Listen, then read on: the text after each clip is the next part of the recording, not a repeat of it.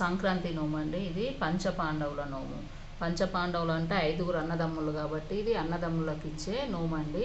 సొంత అన్నదమ్ములు ఉన్నా ఇవ్వచ్చు, లేకపోతే వరుస అయిన అన్నదమ్ములకైనా ఇవ్వచ్చు.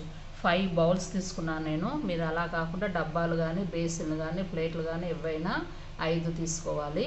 ఒక దాంట్లో శనగలు పోయాలండి. అవి కిలోంబావు శనగలు పోయాలి ఒక బౌల్లో. ఇంకొక దాంట్లో పెసర్లు పోయాలి. పెసర్లు లేకపోతే పెసరపప్పు అయినా పోయొచ్చు.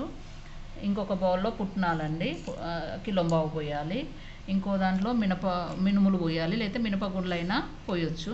ఇంకొక దాంట్లో కందిపప్పు. అన్నిట్లలో 5 డబ్బాలు తీసుకొని 5 కిలోంబావులు పోయాలి వేటికి అవే. తర్వాత ఇలా టవల్స్ తీసుకొని ఒక్కొక్క దాని కింద ఒక్కొక్క టవలు, వక్క పొడి పెట్టాలి. మన ఇష్టం అండి. శక్తిసారం కొద్దీ డ్రెస్సులైనా పెట్టేసి ఇవ్వచ్చు, లేదా పైసలైనా పెట్టి ఇవ్వచ్చు. ఈ విధంగా నోముకొని 5గురు అన్నదమ్ములకు ఇచ్చే నోమునే పంచపాండవుల నోము అంటారు.